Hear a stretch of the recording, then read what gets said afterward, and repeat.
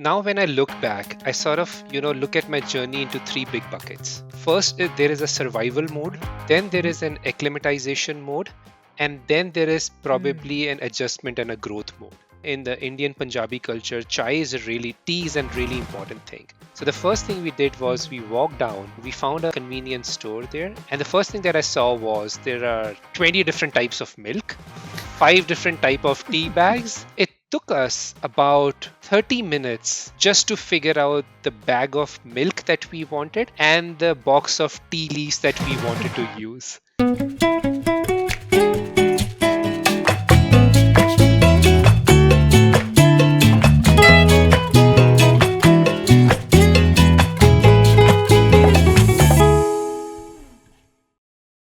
Moving to a new country isn't just about learning the language or adjusting to a different climate.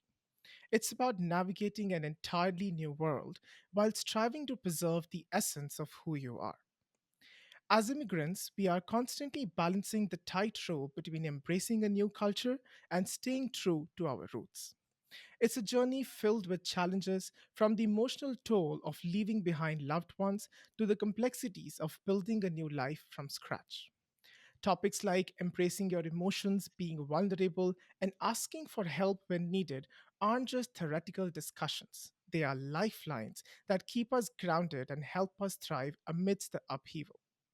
Today, we are joined by someone who not only understands these challenges, but has used them as stepping stones in his own extraordinary journey. He's a global analytics leader with a rich background in the financial industry, having held leadership positions at Royal Bank of Scotland, American Express, with over 16 years of experience across three continents. But his journey is about more than just numbers and analytics. As a data entrepreneur, he's committed to continuous learning, mentoring, and giving back to the community. His YouTube channel, The Data Guy, is dedicated to empowering young professionals with the skills they need to succeed. In today's episode, he will share his insights on how to navigate life as an immigrant, the power of vulnerability, and how his expertise has enabled him to create a meaningful impact. Please welcome Rohit Dhawan. Thank you so much for having me on this discussion today. I think I've had an opportunity to listen to some of the work that you've done and how you've sort of, created this platform and brought it to a point where it is very commendable. And Mhm. congratulations to you. And I do believe that this summer that you are getting into your next season as well. So again, a lot of excitement around that as well. Absolutely, absolutely. I just wanna say that after I spoke with you, in India, it will be the first time I spoke to somebody after landing in India 3, 4 months in 2024, and I've sort of like lost touch in with the podcast recording and everything because you get so busy in your life there, right? And I heard you talking about the podcast and how the kind of like impact you think it is creating. It was so refreshing to just listen to your thoughts and also the kind of kind words that you have said. I still remember those. So thank you for that, and thank you for saying it today as well, and thank you for being here and being a part of this today. And I totally appreciate it. And Gurisis, I think your podcast could have happened on a great time. Like in today's world, there are so much sensitivities around what you hear, how you Mm, react to things, right? And I think in the essence of it, one key human spirit that most of us are letting go of is the resilience, right? Just the absolutely. name of your podcast, My Thick Accent, and when you and I spoke about, you told me the story behind it, and I was like, that has to be an empowering platform where you take an experience, instead of getting sensitized or demotivated by it, you then change it into this platform which creates an impact not only in your life but everybody who hears, or the stories that you share is pretty commendable. Hmm. I'm very, very glad to hear that because it's exactly what my mission is. Creating this platform where people like us who do have an accent, not only Indians, I'm talking about anybody who come with an accent to a foreign land, this space is for them where they can feel belonged and they can feel that, okay, they are not alone in their journeys. Okay, Rohit, since you mentioned season two, so in this season, I'm trying to turn up the fun factor a little bit. So I'm going to start with little bit fun questions. So my first question is, what's your go-to breakfast? Oh, I'm a big sucker for bread omelette, right?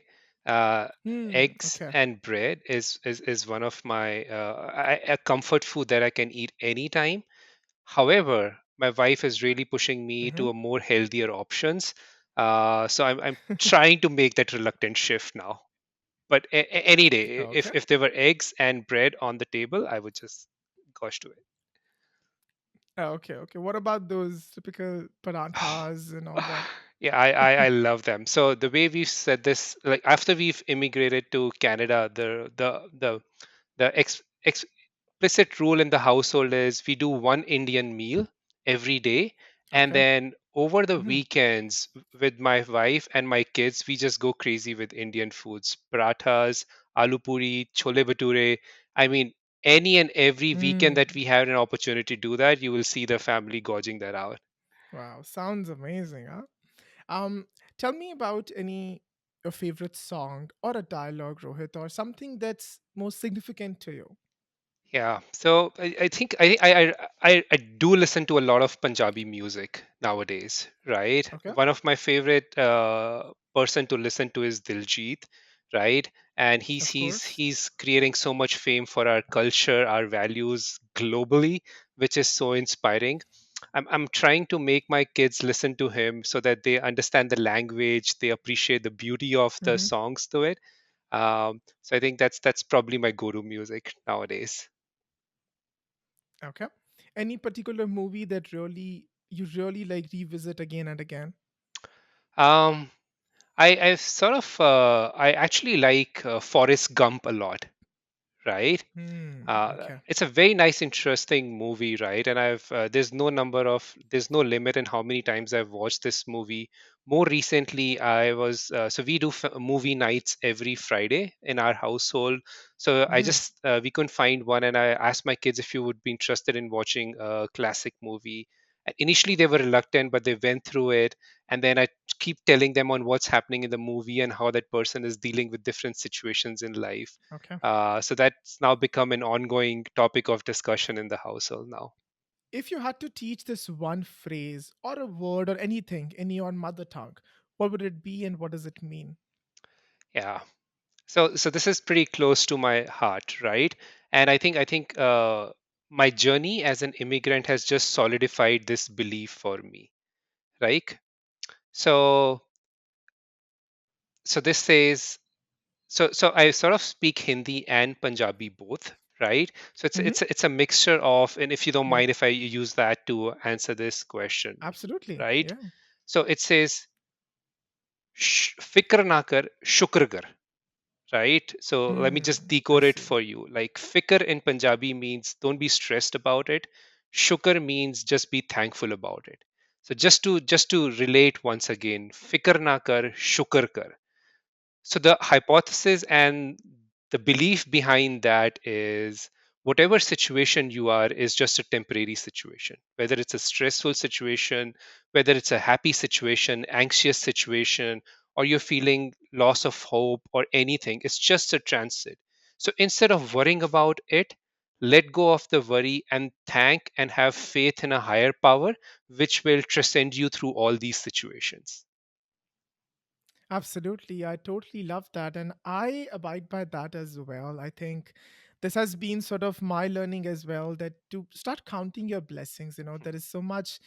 Sometimes we get caught up in that, this tornado of negativity, just because of the comparisons that we do or the doom scrolling that we do and we see those lives of people, or in just in general, because there's never enough. So we have to be a bit of content, like you just said, Shukar, be grateful, be thankful and start counting your blessings. I'm a sure believer of that. Thank you. Thank you for, echoing that. Thanks for that. My next question is, Rohit, if you could teleport back to a particular place from your home country for a day, or let's just say anywhere in the world, where would you go and what would you do?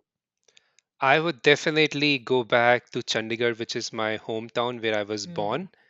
Yeah. I would definitely teleport myself back to my father's house, which is in a town near Chandigarh called Panchkula, right? That's where I would Hmm. like to be. From a time period perspective, I think the best time that I've had in that house is my school days. My school used to be just in Hmm. the lane opposite my house. and that was a lot of fun. You could just walk there, bike there. You don't necessarily need to have your parents walking you to school. All the friends together from the street will walk down and go to school, come back, Mm. have fun. So I Yeah. think that time period is the one that I would like to teleport back to. Speaking of that, let me take you down the memory lane.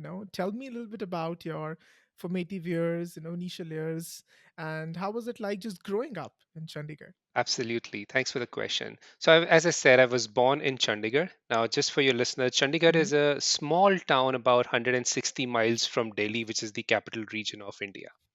Um, Yeah. the town itself is pretty small, but has a lot of influence in terms of its geography and importance in the history of the country, right? More recently, it happens to be the capital city of two big provinces, Punjab and Haryana, right? And also Yeah. because of its geographic location, anytime you'd wanted to do something, go to the hills, right? Go to nearby Hmm. towns, mountains, or do something interesting. There's always something to do in there.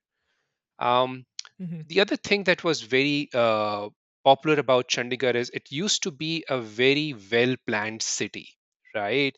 In fact, it Hmm. was once quoted that it was one of the first planned city in the country, and it sort of held on to that legacy for a while, right? It also Hmm. happened to be the center of bureaucratic machinery for the two provinces of Punjab and Haryana. So there was always Absolutely. a Yeah. lot of discipline, abidement to the law in that part of the city. So that's the environment that I was growing up with, right? Which I think has really Hmm. helped me eventually, either when I have sort of stepped out of the house from Chandigarh for my education for the first time, or even if I'm immigrated, or when I was doing my business travels from India anywhere. So that sort of really helped me a lot.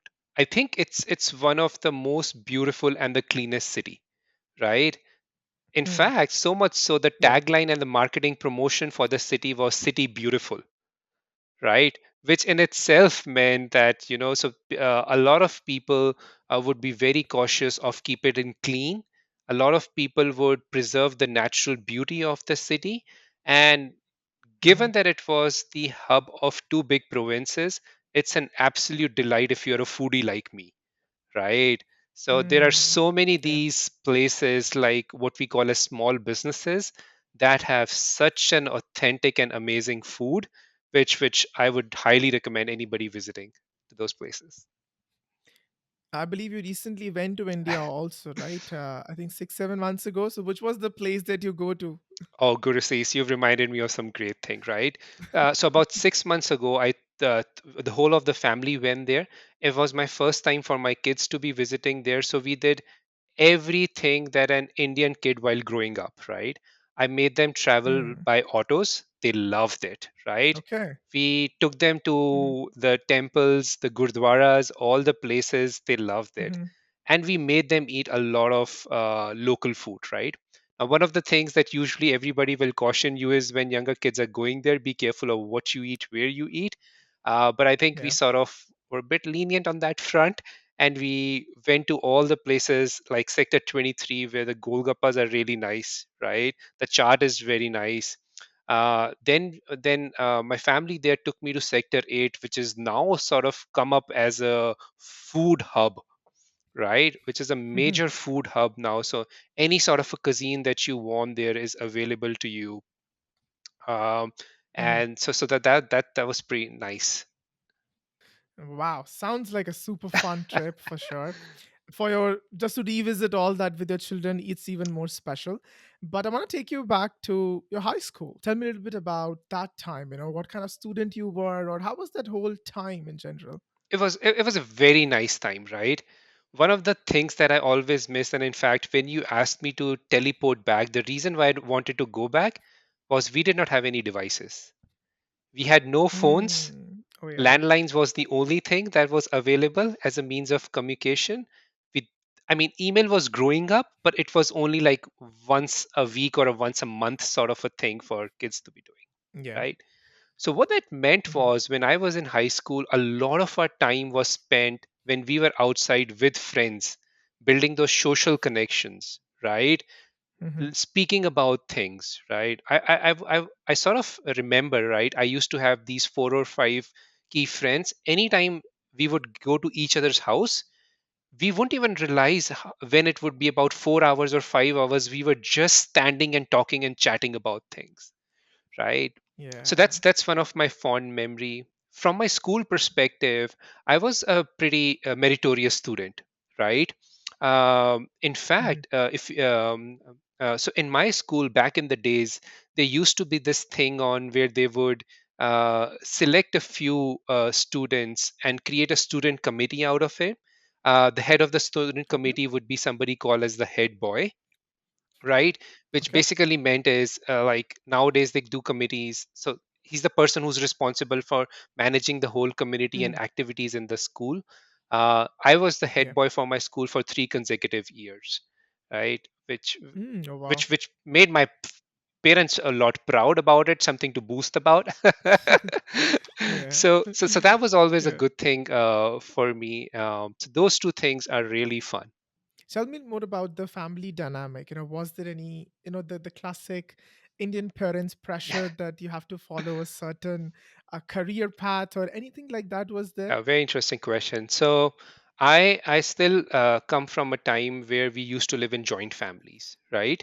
So Okay. in our house, the way we were growing up is we have had my grandparents, my parents, and then my parents, my father's siblings, two of those brothers. So we all were growing up together, and each of those people have their own Okay. kids, right? Mm. So my sister was the eldest one, and she was one of the most brilliant student in our whole family, right? So she was Okay. always the north star for all the other kids in the line, right? So every Of time a course. goal would be set, it would be like do as she is doing, right? And score Mm. as high as she's scoring, right? So all those typical Asian family stereotypes, I've lived through them. So much so, in Mm. fact, I know for a while there used to be a running joke to say that even before child is born in an Indian family, it's decided for them to be either a doctor Yeah. or an engineer. So I've sort of Exactly. lived through that stereotype. For me, I mean, if you're interested, for me, doctor was the profession that was chosen. um, my Really? sister my Okay. sister ended up becoming a pretty successful doctor, and apparently I was Okay. supposed to follow her footpaths, but yeah. Hmm. Destiny had something else in mind. Yeah. Funny enough, that was the career chosen for me as well at one point, And then I was asked to take my father's business on, Mhm. but destiny had some other plans and it brought me to Canada. And here we are today. Okay. So tell me, like you said, doctor was the path chosen for you, but what was your dream career growing up? Yeah. So I think I'll be very honest with you, right? I sort of started thinking about my career a little later than if I think of it from now in a retrospect perspective, Okay. right? So, me, for example, as I told you, growing up in Chandigarh, doing my elementary, middle, and high school, I was living through that stereotype that eventually I have to become the doctor in the family, right? Okay. And then when I started with my graduation, and that's almost the time when you started applying for these colleges, preparing for their Yeah. examination, right? And things started getting really rigorous and intensive for me from an academic perspective as well. I knew something within me that I might not, even if I become a doctor, I might not be a good doctor, right? But then I always thought I will Okay. not disappoint my parents and just do this for their wish, right? So I sort of, Yeah. tried giving it a shot. But then, as we said, that, destiny had something else in store for me. So what usually Yeah. happens is when I was growing up, the way the cycle is after your high school, you get into a couple of months where you give your examinations for your medical courses, and after that you Yeah. decide what next needs to happen. Hmm. So I sort of went through that cycle, appeared for pretty much all the colleges in the country. I did receive a few calls, right, from the dentistry college, which is the dental colleges, right? Yeah. But I think somehow at that point in time, something interesting happened with my mindset, right? I started having an Mm. open conversation with my father, and to my surprise, he was very open to having these conversations, right? I was Okay. like, all my life you've told me to follow this path, and now that I'm having this conversation about what if I were to choose something else, and it took me a couple Hmm. of days to prep for that conversation, right? But then when I actually had that Yeah. conversation, he was very open to hearing my thoughts, and he really encouraged me to get into the management field, right?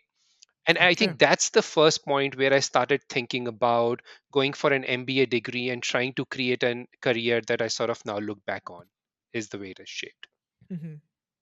And if I'm not wrong, you mentioned earlier also you went to Pune for your MBA, Yeah. right? So Pune was my first time that I stepped out of my hometown, Chandigarh. And that is where I Hmm. went to do my master's in business administration, which is MBA, which is around this time only Hmm. when I was discussing with my dad on what should I be doing, going down this path of dentistry or going down the management path. So it just happened that I Hmm. applied for this college in Pune, Symbiosis. I happened to go there. Hmm. My father came along with me, and then he sort of looked at the college, spoke to the faculty there. He was pretty impressed, and I think that sort of helped me gain a momentum down that path. And for the non-Indians, Pune is a city in the western part of India, in the state called Maharashtra. Just to mention for the people here. I want you to tell us about this career path that you chose, right? You call yourself a data Mhm. entrepreneur right now.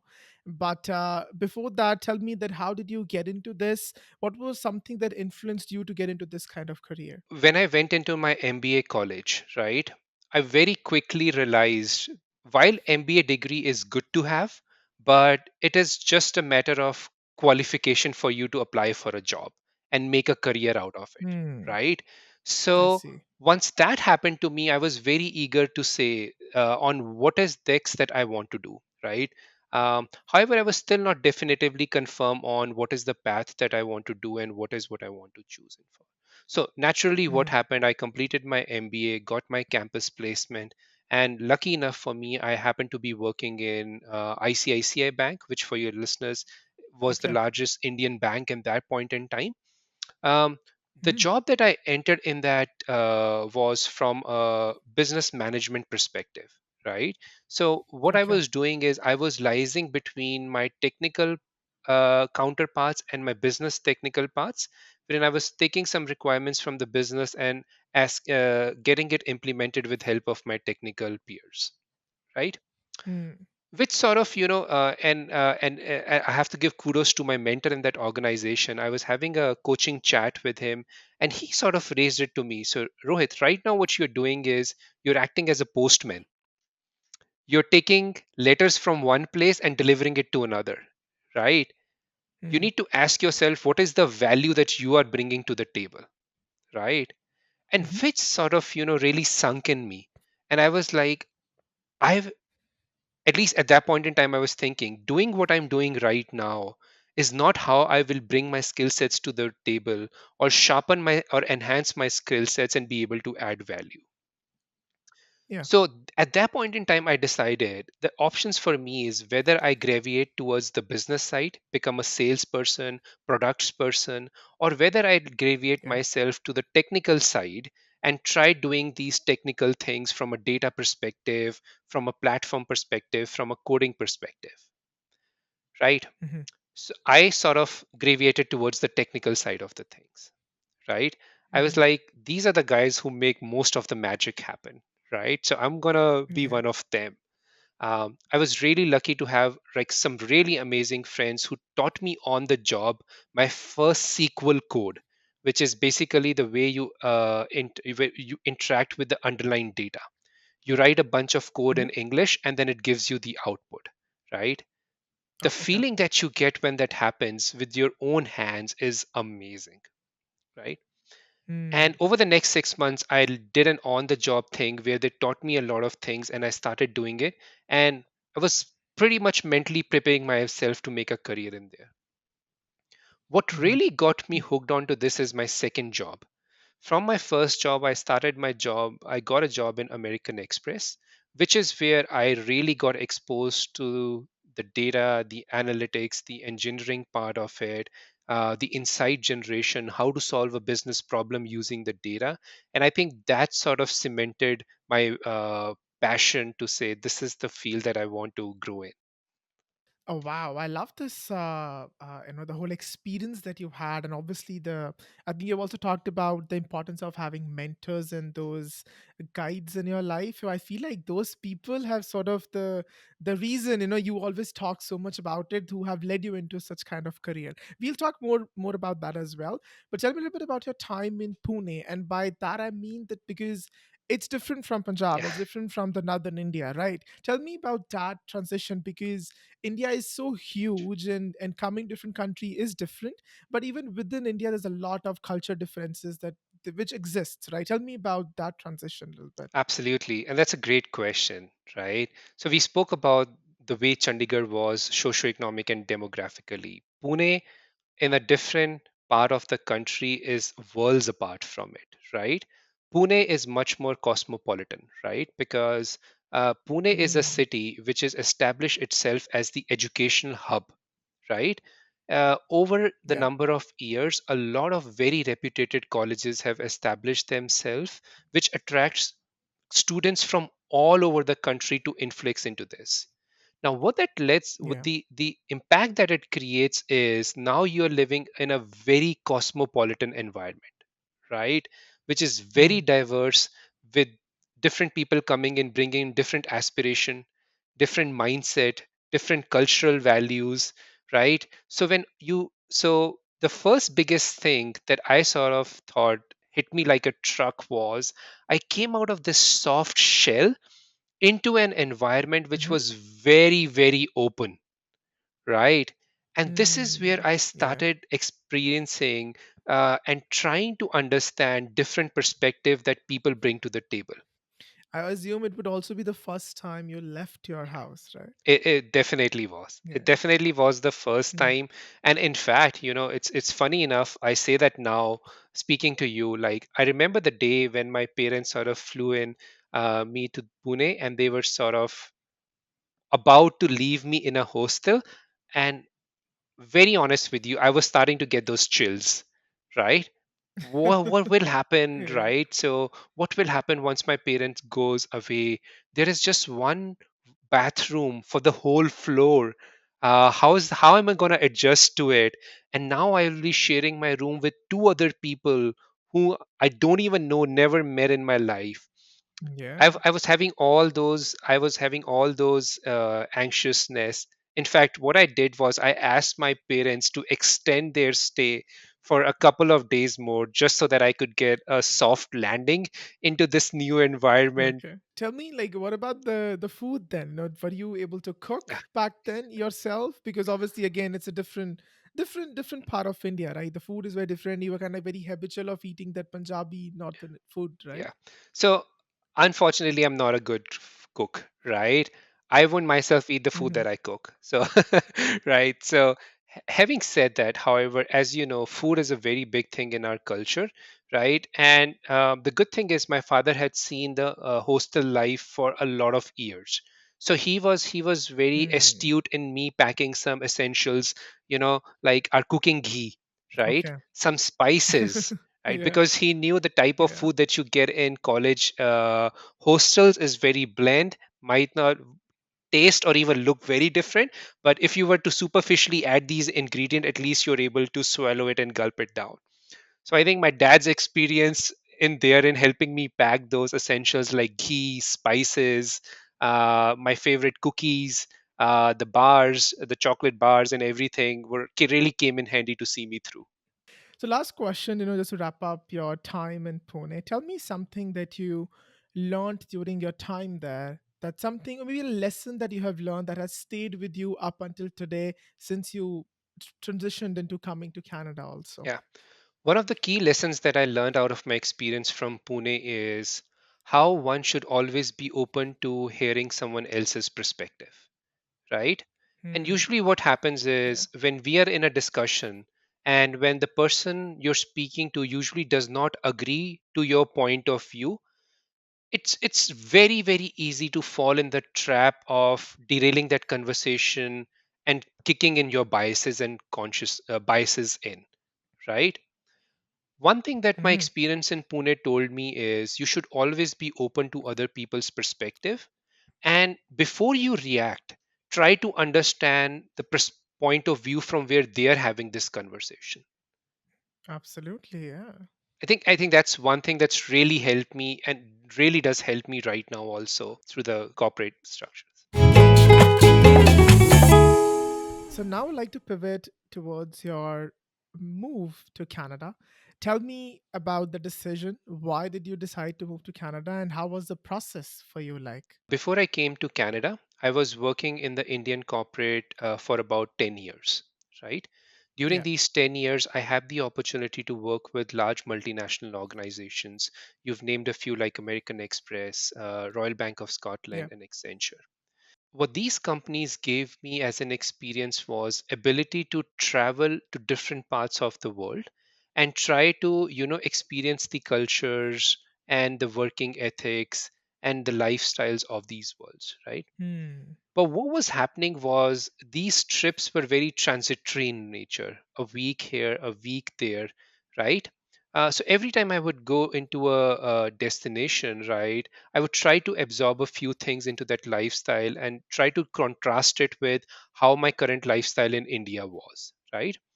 And when you do Hmm. this over a period of time, right, you try to start creating an Excel sheet to say is what are the pros and cons of being in one place versus the other, right? Um, Hmm. and then eventually, what started happening was at that point in time, I started looking at some opportunities that existed both from a personal and a professional fronts to enhance my mindset and perspective, right? That's when Hmm. I came across the Canadian Permanent Residency Program, right? So Hmm. I started researching about this program, and the more I learned about it, the more I realized that I can actually use the 10 years of experience that I have by working for a skilled immigrant category, right? Hmm.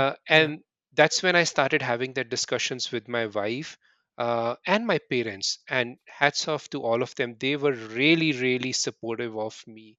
Right. In fact, at times I would have my relatives come over, and when they would know of my plans, they would be a little skeptical to say, "You're doing so well in your corporate world here. Your wife's well settled.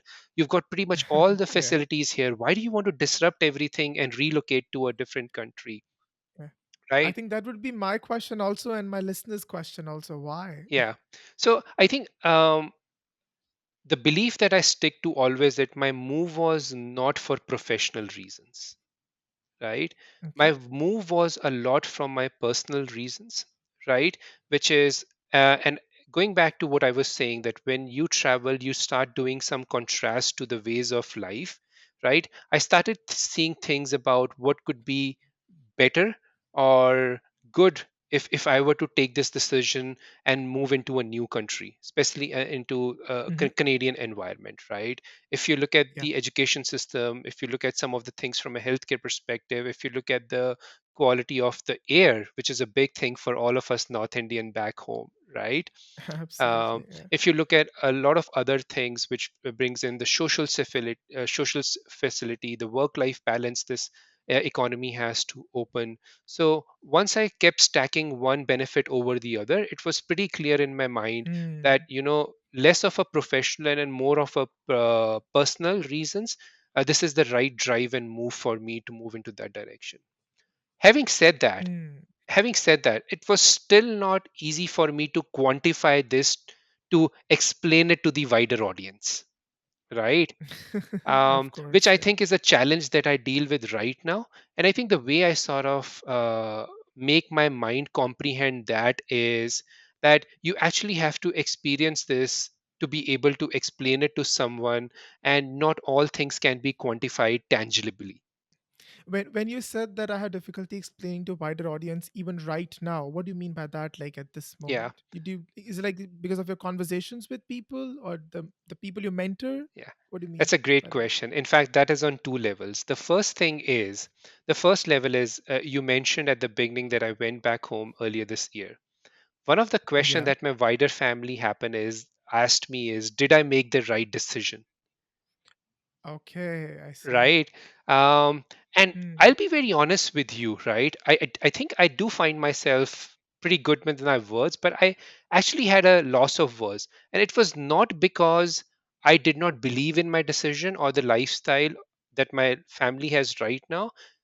It's just that, as I felt, there are some things that are not tangible enough which can't be quantified and related back to the audience, right?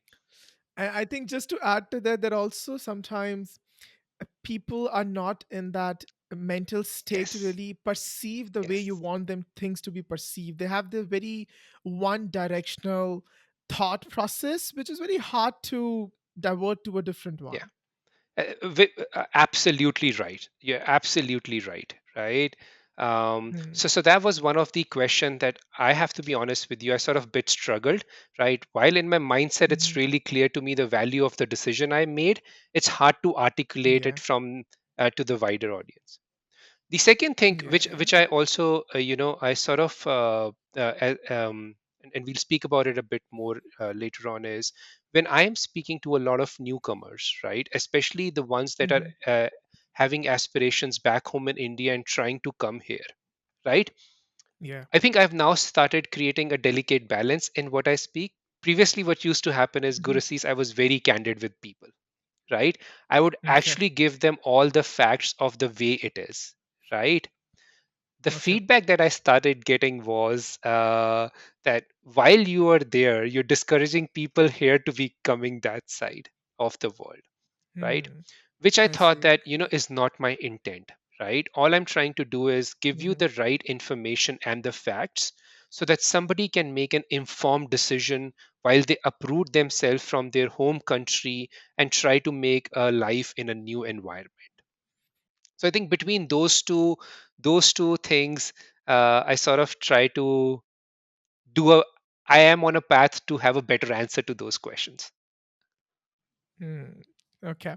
So how long, coming back to your initial my initial question, how long did it take you to get your permanent residency and then finally landing in Canada? Yeah, I think the whole process was about 12 months, and this is Hmm. back in 2018. I think if I clearly Hmm. remember the way they it is, in 2015 they actually opened the express entry program, and then 2018 we were able to make the mark, and about in 12 months period is when we had. But then fast forward 2 years, COVID happened, a lot of backlog get created, and then sort of the timelines are where they are right. Okay. Tell me about your first Yeah, day, your initial impressions and I emotions. know. I still remember. I made my landing on July the 10th on 2018. We took a direct flight, which was about a 15 hours flight. We were a bit exhausted by the journey, right? So it was No doubt. it was Yeah. me, my wife, and two very young kids, and about 20 bags of luggage with us. So Oh wow. good old days when the airline still allowed you two baggages, right? Oh yes, exactly. Yeah. So one good thing that happened for me was when we landed in, we were sort of able to organize for a very, very interim accommodation for us.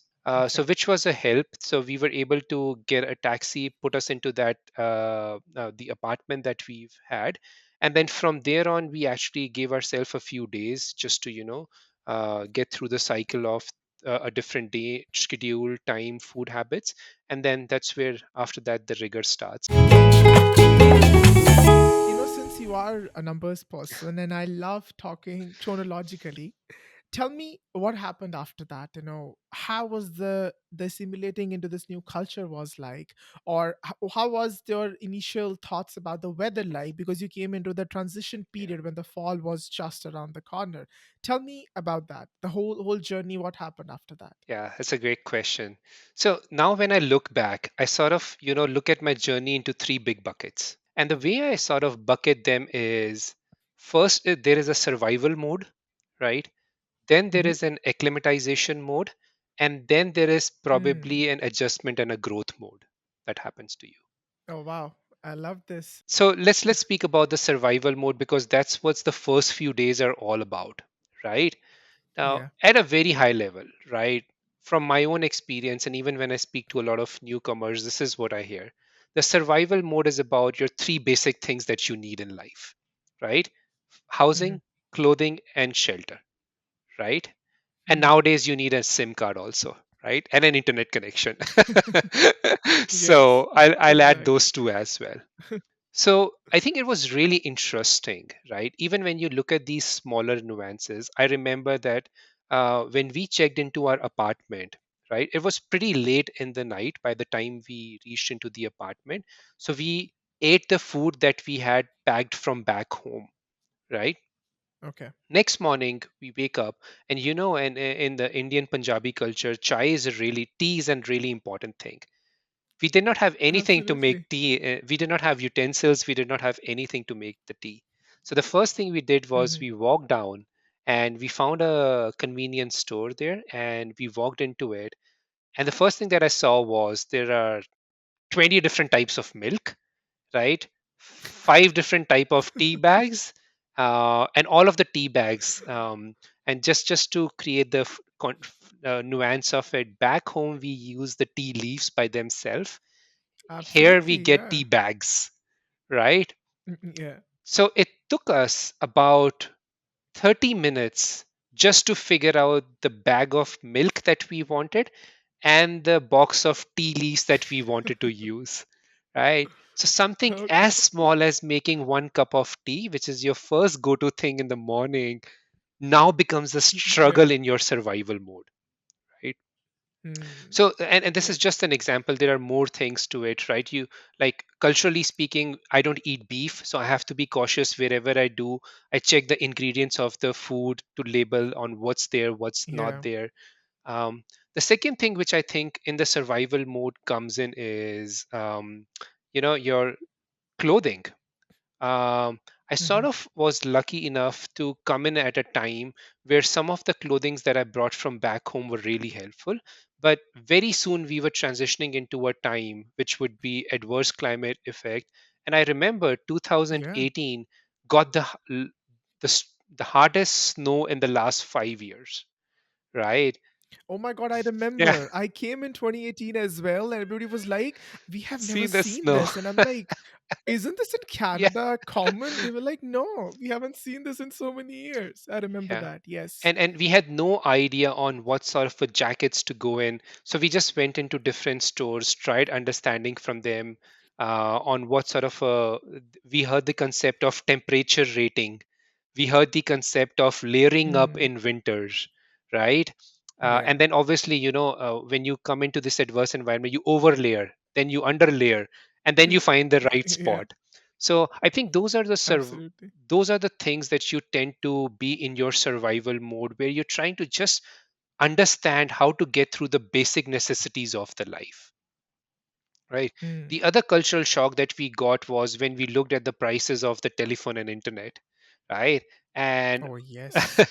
Yeah. and when you come in, obviously you don't have a job, you are eating out of your savings that you've brought in, so you prioritize everybody. So the way we started was, between the two phones that my wife and I had, one of us had the internet as well as the phone connection. One of them was staying at home, so we only took the phone connection and not the internet connection for them. So just trying to save Yeah. up on that initial fund of money that you've brought in from. Yeah, I used to joke about it. The amount of money I pay for my phone bill here is the money in which my whole joint family can survive. Their phone bills and everything can be done, can be taken care of Yeah, within that bill. true. This is the whole about the survival mode, right? And then what happens is, over the next days to weeks, you start getting a grip of these things. And I think what's happening now is you find a lot of people from your culture, a lot of very helpful people, even if not in your culture, that help you guide through these things and help you make Yeah. sense of these changes. And I think that's when you shift really quickly into the acclimatization zone, right? Now, this is Hmm. when the realities of moving into a new country are starting to hit you, right? Yeah. If you're coming in as a person, if you're coming as an international student, you need to figure out your bus routes, your housing, where you will be Hmm. staying, your class schedules. Most of us will also need to be having a part-time job to get our expenses done, right? If you're coming Yeah. as an professional, if you're coming as a professional immigrant, you have to figure out a livable space because you're coming in with your family. Then you have to figure out a job that Mm-hmm. will help you sustain for not just one but the number of people in your family. So this is where you now need to Mm-hmm. start acclimatizing to the realities of the new world, right? And Mm-hmm. I think this is where a lot of anxieties starts to kick in, depending upon different experiences and depending upon what different people go through into these things. And then once you've Mm-hmm. sort of found yourself with a job that you think is good enough for you, and you found a house, then you sort of start thinking about, now I have checked on the basic boxes of my relocation. How do I start thinking about living the dream now, right? Which is all the Yeah. reasons why I had immigrated to this country, right? Leaving behind, as you said, your loved ones, your family ties, your Yeah. roots. Once you are in acclimatization comfortably there, you start thinking about making the most of what this country has to offer for you. You'll start thinking about, can you do better in the job, make a switch to get a higher paying job. And then you start thinking upon, if you Mm-hmm. can afford the mortgage, what side of house do I need to buy for now, what type of car would my Yeah. family be more comfortable in, right? And then all those things that come as goodness of this country is what you start to look at it. So I think that's how I'll Mm. reflect back my journey into these three buckets.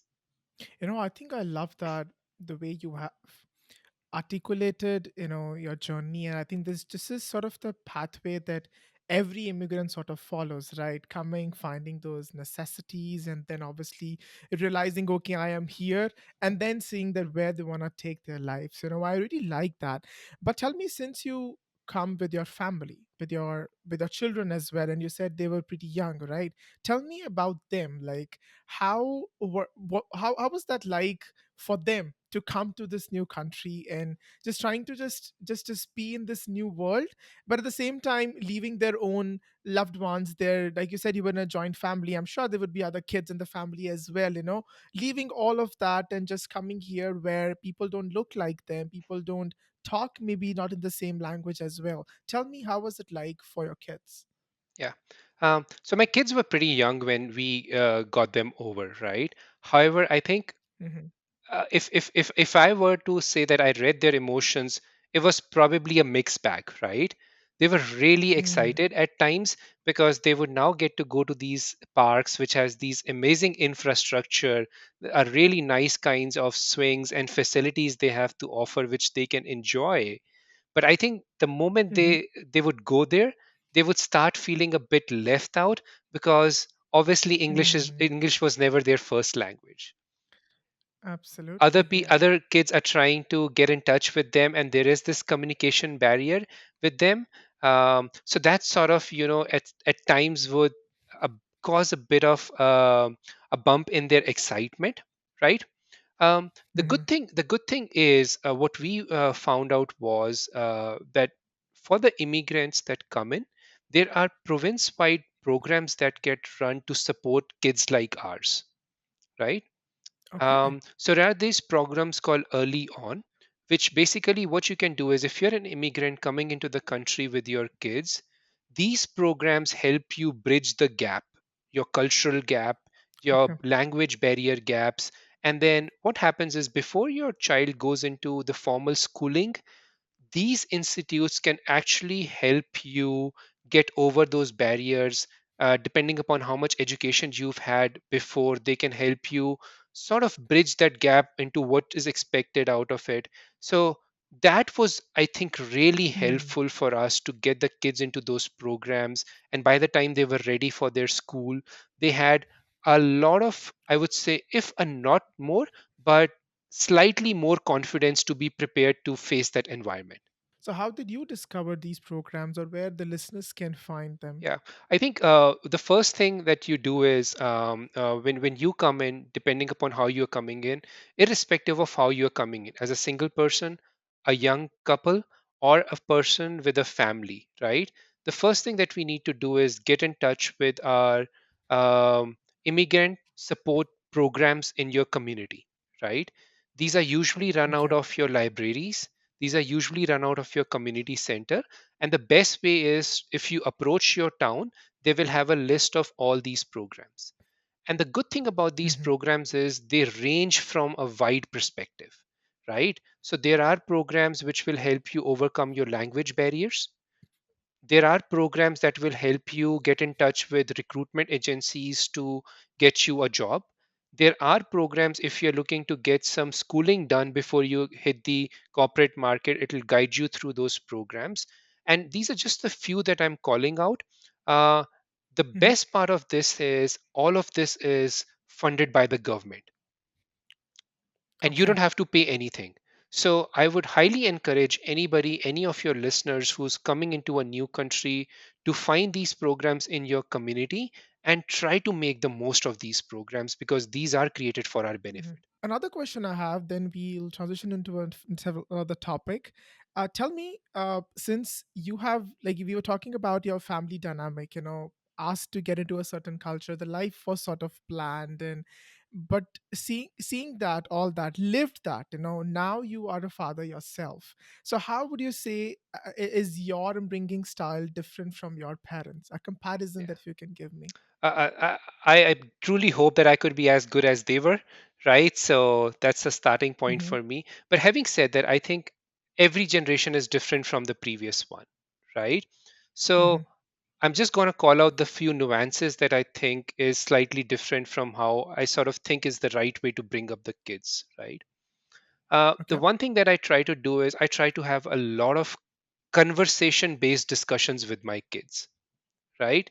So, for Okay. example, right, one of the rule in our household is before we take a decision, all four people in the household will discuss that point on our dinner table and try to Mm, come up with our point of views, right? I like that. The way Yeah. we go about this is so, and this could be as simple as what is the next thing you want to do this summer vacation? Do you want to go to Canada Wonderland or Mm, do you want to go to a movie place, right? mhm, Let's assume this is the discussion topic, right? So, what we will do is while we are mhm. having our dinner, all of us get our chance to speak and like to share their preference into what is the activity they would want to do, right? By the end Mhm, of that, what will happen is A, you've made your kids have a conversation with you. They're able to mm. articulate their thought process for you, and they eventually over a period of time they will start to feel they can come up to you and share anything with you because you will receive in a conversation way rather than a directive with them. So 100%. I think Yeah. that's one of the things that we definitely try to build in it. The second thing that we do is we sort of try to make our kids independent as much as we can, right? Mhm. So, to give you an example, right? So, when I was growing up, remember how I told you about the cultural shock I had when I moved from Chandigarh to Pune, Yeah. right? That was Mhm. that was my learning when I moved in, and that is a very big transition. So, what we try to do is we try with our kids to make them as independent functioning as they can, right? Very small Mhm. examples I'm going to give you. When I walk my kids to their bus stop in the morning, I have them carry their own bags with them. I see a lot of people carrying Okay. kids' bag and bringing to the station. I respect their Okay. decision, but I think it's really important for kids to be able to do their things themselves, right? That's number one. Mm. The second thing that we do to make them independent is if we are going out to eat, right? We will really encourage the kids to speak to the server and try to understand their options and order it themselves, right? Mm. A I see. very, very small thing, but the way this will help them do is it'll help them. A, when you look at a menu, there are so many options in them. Now you are making a kid to choose one, which is your decision making skills, right? The second thing Mm. that you are asking them to do is now use your decision and speak it to the server and try to see if they can get you what your decision was. That's where the skill of Yeah. negotiation comes and plays in, right? They will be like, I want Absolutely. a I want so the server would be like, do you want a milk or do you want a juice or do you want a pop? Then they will be like, okay, what sort of a pop is Mm. available to them? And then you sort of Hmm. start having negotiations and discussions. Also breaking that social barrier, I would say. Yeah, very well said. Yeah. So I think with those two things, I think are really important. A, shifting more from a conversation based decisioning to a directive based decision.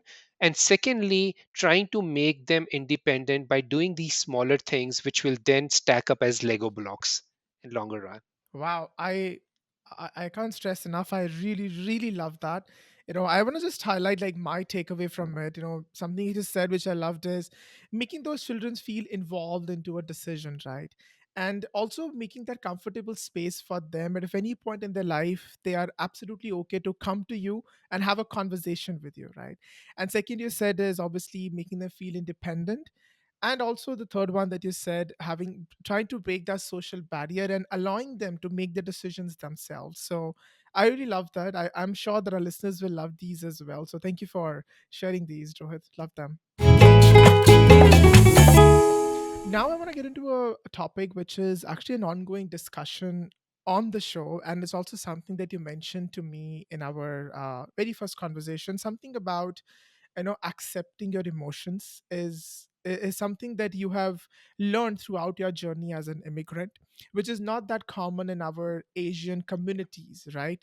It's not that commonly talked about, and I wanted to give us like your perspective on this as well. Yeah. Thanks, Gurasis. And I do believe that's a really, really important point for us to be discussing. Now, just to give some context to your listeners, right?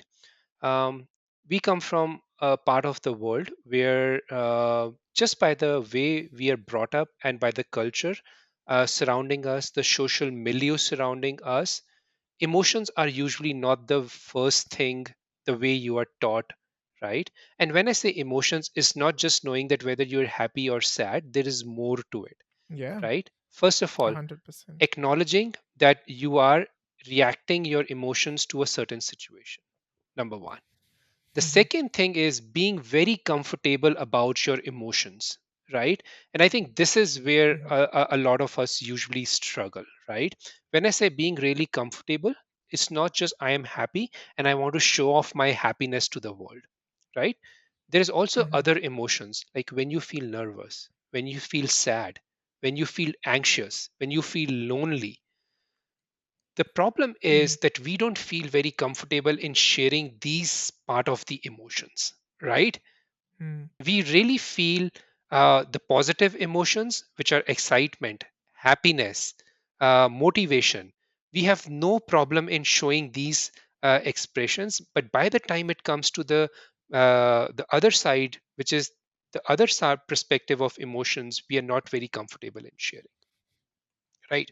Hmm. Now, just to deviate a bit, there is a very nice movie called Inside Out, right? I don't know if you've seen that. Yes. You've seen Yeah. that movie, right? Kids, and I love that movie. If your listeners not seen that movie, the movie is about a young child who's growing up, and as she grows up, there are different emotions that come in play, right? And that movie Hmm. actually is a beautiful concept about first how the emotions can at times take control of you. And then by the time you get to the second Yeah. part of the movie, it's all about there will be different emotions. But how, as you, an individual, accept these emotions and try to know you can control these emotions and you can speak about them and be comfortable about them. So knowing the limitations we grow up with, right? And when you make into a transition into a country which apparently is pretty open, right? You will see a lot of people pretty openly sharing a lot of things they like, right? It becomes a very big different, right? It's easier said than done that I'm available, you speak to me. But I think when you've spent about Yeah. 15 to 20 years of your life trying to suppress a certain thing, it's not very easy to Hmm. open yourself up in the first few weeks, months, and even the first few years when you relocate to a different country, right? So I think Totally. Yeah. at that point in time, what starts to happen is while you are in an ecosystem where it's okay to share, but just because it's not your natural instinct to share, a lot of these emotions starts to bottle up in you, right? And depending Hmm. upon which spectrum of the emotions you are on, your reactions, your aspirations, and your way of life starts to get impacted with it. I think Rohit, you have put it in a very nice words. You have put this all, but I'm sure you have had your own journey with it, right? And this is also something, like you said, that it takes couple of years to really understand that what is exactly happening, right? And I think in my case it has helped my sanity the moment I start accepting these emotions, and it also made me more empathetic towards the other person who might have maybe cancelled a plan because they are not feeling well, or maybe they have chose not to do a certain thing because they are not feeling in a certain way. I think I've started acknowledging their emotions a little bit more, and it has made me feel more at peace, rather than reacting or getting again like agitated about it, like why have they done a certain way, why have it's like you stop doing those blame games anymore. You're like, okay, it's fine, things happen, they are human, we all are human as well. Yeah. And Gurusis, if I can add just one more thing, you raised the two very important points, right?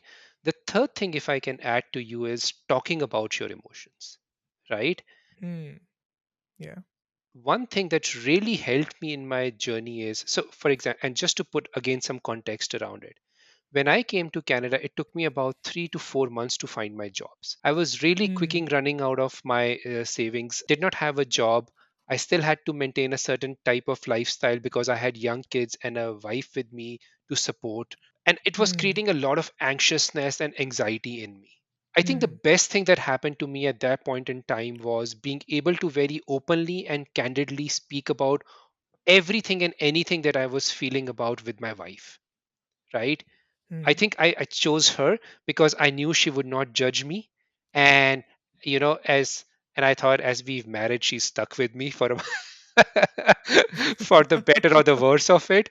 But having said that, I really found that if you find somebody who you have a trust in and you think they will not judge you by having that conversation, just speaking of what you're feeling really, really helps. Hmm. Yeah. Rohit, I want to also talk about something which is you also mentioned in our conversation, that it's okay to reach out for that help, because we as South Asians are grown up in a society where we are very hesitant to reach out whenever we are not feeling our best, right? Because we've like we can manage, sab kar lenge hum apne aap. We had that underlying ego in Yeah. us, but you have to break out of it and reach out for that help when you need it, because this is really going to benefit you. And it took me honestly a long time to realize that it took a full pandemic to make me realize that. But I want to tell you your thoughts on those as well. Yeah.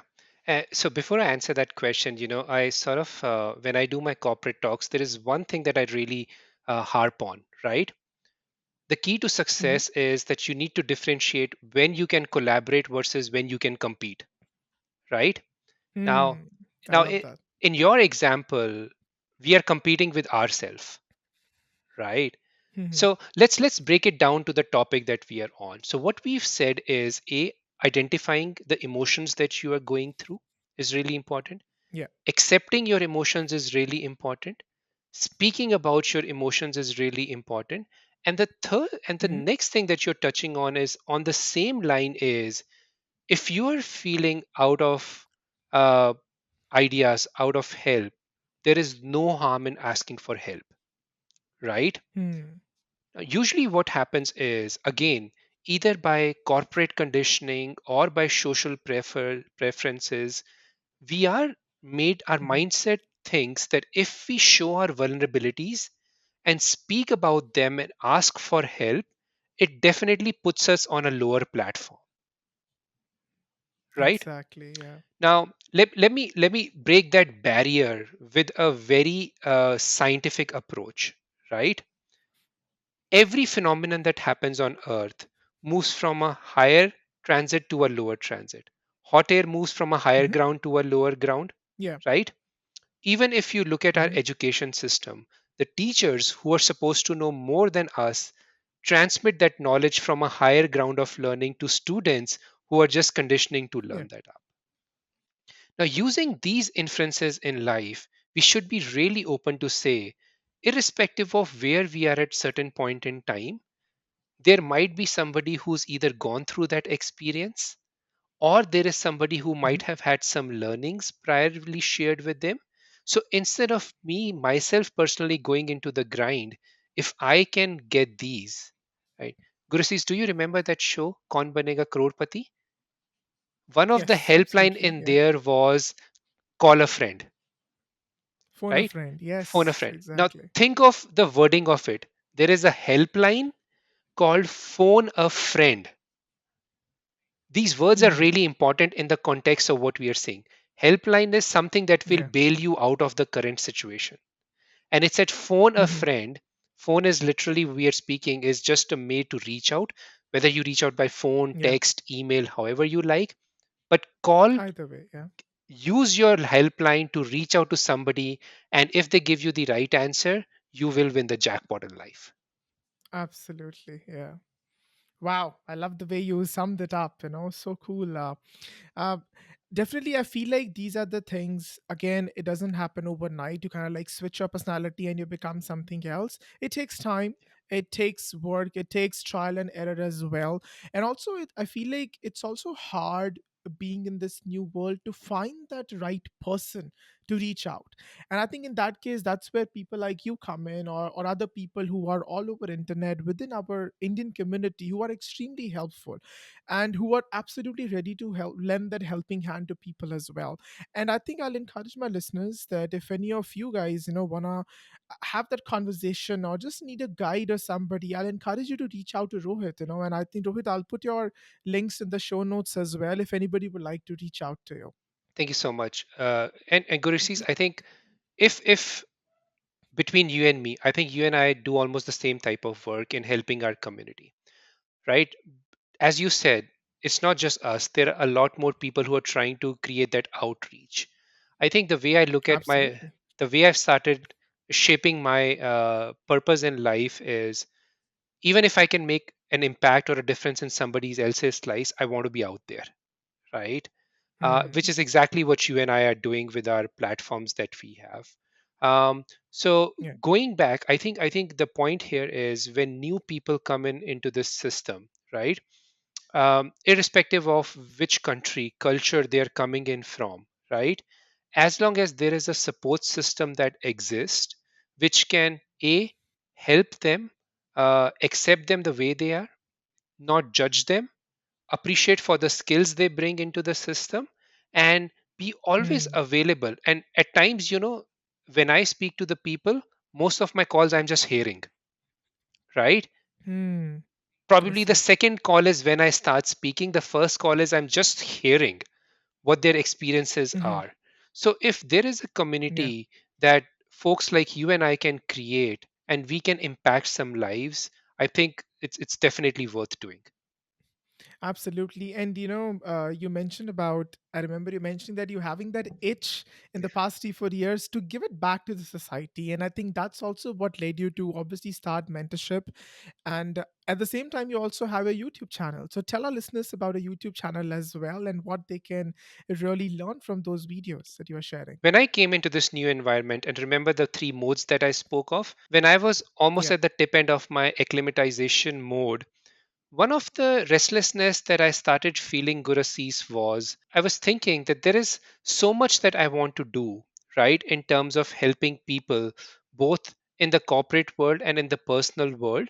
But just the fact that I'm in a Mm, new country where I don't know anybody who needs my help, how can I sort of mm, create a platform where whatever I have by means of my knowledge and experience over the last 16 or 17 years, I start sharing some practical tips and tools with a wider audience, right?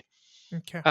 So that's where what I started doing was I started researching about some of the challenges that newcomers to the country, specifically our friends in the international students community, were facing, right?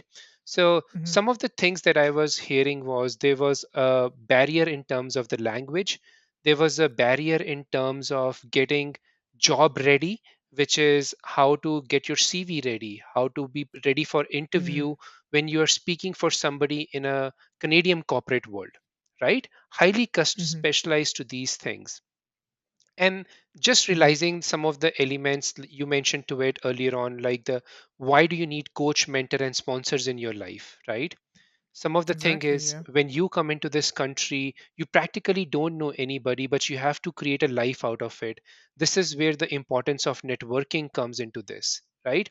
So the way I Hmm. started channelizing my internal restlessness or energy was, I looked into my community and the type of challenges they were facing, and then tried mapping whatever I had gone through either in the last 16 years of corporate life or the last 6 years of immigrant life coming into the new countries, and started creating Hmm. some small packages which would start addressing some of these problems that I was hearing from the community that I wanted to address to. Now, once Hmm. these packages were ready or in a way, the next biggest challenge for me was how do I transmit it to the right audience, right? Yeah. I am not an editor. I am not a very creative person. So it was really hard for me to start creating videos. I had to learn editing skill sets. I had to learn how to Hmm. use some softwares to make the banners. Um, because Hmm. the idea is the content needs to be created in a way that will reckon with your audience. Just Hmm. because it's a problem point, people will not consume your content even if it's a solution, unless and until it looks and sounds in a way that they want to hear, right? That is why Yeah. I got into this YouTube journey, and I started creating these packages which are theme based, where I'm trying to answer one or the other things that I hear pretty often as problems or challenges people are facing, and then try to answer them and give some real life practical tips and Hmm. tools there. And I watched few of your videos and I love that how you bring out those live examples. I'm watching the video about the coach, mentor, and sponsor. I was discussing with somebody as well that this question came up that does that sponsor or that mentor has to be from the same industry Mm. as you work in? And I wasn't sure about that, how to answer that. I want you to answer that for me, please. Yeah, and that's a great question. I usually get a lot of that, right? I will give you my Hmm. example and put some context to it, right? So the three people that Hmm. you've mentioned is coach, mentor, and a sponsor. Very, very Yeah. simply put, a coach will help you tactically, right? And helps in terms of if you have a goal, the coach will help you tactically execute on those goals. The Hmm. mentor will give you a bigger picture, right? These are the Hmm. people who you will speak to get a strategic perspective. Ideally, it is good to have a mentor in the same line as yours, if not the same line, a Hmm. line which is very closely linked to it. And the Okay. reason for that is if you, so like for someone like me who's decided that I want to make my career in analytics in the banking and financial Hmm. industry sector, I would have a person who is pretty tenured in the analytics and banking and financial industry sector to be my mentor so that they Yeah. can guide me through my journey in that way. Exactly. Yeah. The sponsor, on the other hand, is usually a pretty senior executive person. These are the people Hmm. who are decision makers, and these will help you move forward. A short Hmm. term view of a sponsor is it could be a person in your same line of business, but the way I sort of encourage people is to think more strategic about your career, right? The Hmm. job that I am doing today might not be the job I do 5 years or 10 years from now. And hence, the way Hmm. you should build your mentor and sponsorship program is try to have a few mentors and sponsors spread across different things. So that Hmm. if at some point in time, for any reason, you have to stop doing what you are doing, you will still know about the wider and the bigger picture, which is spread across, that can help you take a decision effectively. I think I'll encourage my listeners to check out, Rohit's channel. I'll put the link to that as well in the show notes.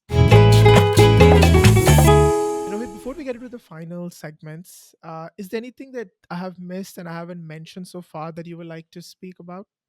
I think this was a great conversation, Gurasis. And as I said at the beginning, right, I really appreciate you creating and using this platform to, you know, help our community and everybody who's your listener uh, learn from experiences from your guests, right? You yourself bring in a lot of great nuggets of wisdom in these conversations, right? So I think, I try yeah, to. yeah, and I think that's what it's all about, right? You're making such a good attempt in helping and giving back to the community. So kudos to you in doing that. Thank you for all your kind words. So this next segment, Rohit, it's called Know Your Host, where I ask my guests to ask me any question they might have. So the question is what is one of the most interesting conversations you've had on your podcast? You don't have to say mine. That's okay. Oh my gosh, this is a tough question because this whole podcast in general is something I find extremely interesting. The ability to sit with these professionals who have who are literal professionals in their industries, having that one-to-one conversation, being able to ask the questions which they might not normally be asked before, or they have never answered before. Having whatever the question I have in my mind, I can just put it out. There is no filter. There is nobody asking me to do not ask this. Nothing is there. This itself, this whole opportunity itself is very interesting. So it's very hard for me to choose this one person or one conversation. I would say so far people have heard season one. So I would say my whole season one was extremely interesting. All the conversations were extremely interesting. That's how I think I would answer that. Oh, that's a great answer. I like that. So now, Rohit, we're in the final segment of the podcast. I call it Beneath the Accent. I'm going to ask a couple of questions. You can answer them in one word or a sentence, or however you feel like. The idea is just to know a little bit more about you. So the first question is, what advice would you give to your younger self and at what age? Yeah. So I will say try as many different things as you can before deciding on what your profession will look like or what your option will look like. I will like to give this advice to myself at around between 15 to 18 years. Okay. And what would you like to say to your 60-year-old self? I hope by the time I get there, I've made at least difference in somebody's life to be more meaningful. Tell me about a moment when you experienced a significant cultural difference that surprised you. Has to be when I went to Pune from Chandigarh. I actually felt the bout of freedom for the first time in life, right? And when I said freedom, it Mm. means freedom to make your own financial decisions, freedom to make your own clothing decisions, fooding decision, where you stay, how out you stay out of the hostel. So a lot of freedom, and which I think really helped me shape my future. Do you have any funny stories related to your misunderstanding around the accent or English? Yeah. You know what? It's funny that you asked that because when we are growing up in India, right? For us, the word accent usually means people with a Western accent, right? So when I was Yeah. growing up, for accent for me meant anybody speaking in a pretty thick, a pretty accent from an North American side of the world. That was accent for me. Yeah. When I got my Yes. first job, and I was just sitting with a few friend of mine for a lunch, and somebody said, "Rohit, I really like your accent." And I was like, "Do I have an accent?" So that was my first Okay. awakening of yes, I do have an accent. Okay. We all have that accent. Yeah. Absolutely. Um, what's your favorite cultural festival or celebration in Canada, and how do you celebrate it? Ah, I have to default it to Christmas, right? Because I do like the festivities around it, right? And that's also usually the Mhm. time when my wife and I give ourselves the guilt pass to skip on our healthy eating Mhm. routine to eat into anything and everything that we want. So I would say that Hmm. that's pretty interesting. What's something that you ate for the first time in Canada? From a Canadian perspective, I was very tempted to try what we call poutine, right? So, Okay. yeah. So that's the And first. did you like it? Uh, yeah, I've had better version of fries, I would say. So yeah. Okay. If you had to describe yourself as any creature, what would it be and why? It's a weird one, but I would say a lion. Okay. And why? At times I just like to just watch around and act like the king, knowing all, doing all sort of a things, right? So that's Okay. my way to spoil myself. Okay. If you could have one superpower, what would it be? My superpower would be if I can just teleport myself to any place. Like, I'm a big fan Oh, of yeah. exploring different destinations. I absolutely do not like traveling, but I still love going to a lot of different places. So teleporting to the places I like would be nice. If you could create this one law that everybody has to follow, what would it be? Probably one thing that really annoys me, don't shout in public places. So, like when you're Hmm. in transit, That should be a yeah, law. when you're in Hmm. transit, like Yes. when you're transit, people like speaking on phones really, really loudly, that annoys me. So, Yeah. I experienced that just a few days ago. So, yeah, I can understand. Yeah. So, describe Canada in one word or a sentence. Canada right now is home away from home. I think I'm very, very lucky. I chose this decision, and this country sort of accepted me. I get to enjoy this country. In a way, I also like it because at times I think the type of outreach that I am trying to do in terms of reaching out to my community, helping people, I am not sure if I Hmm. would be doing the same thing if I was back home. So I'm really grateful I to see. Canada for helping me ignite that spirit. If Rohit, you could leave me with one piece of advice, what would it be? Keep doing what you're doing.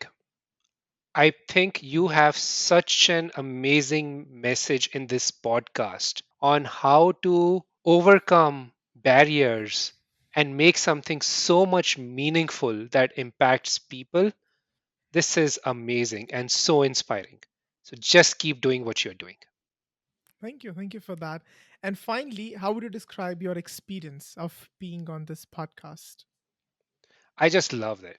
I think the element that I love the most is the free flow conversation, right? And as you said, we went pretty unfiltered. I think Mhm. I Yeah. felt really, really at peace sharing what I felt from my Hmm. heart, and I did not have to think Oh, twice wow. to either wordsmith what I was seeing. Whatever you Hmm. heard was right from the heart through my feelings. So thanks for giving that environment. Hmm. Yeah, no, no, thank you. Thank you for saying that. I appreciate that. I'm very, very glad to hear that and very glad to have you. Thank you so much, Rohit, for being on the podcast and adding value to my listeners. Thanks a lot. Thank you for having me. I'm truly humbled for the opportunity.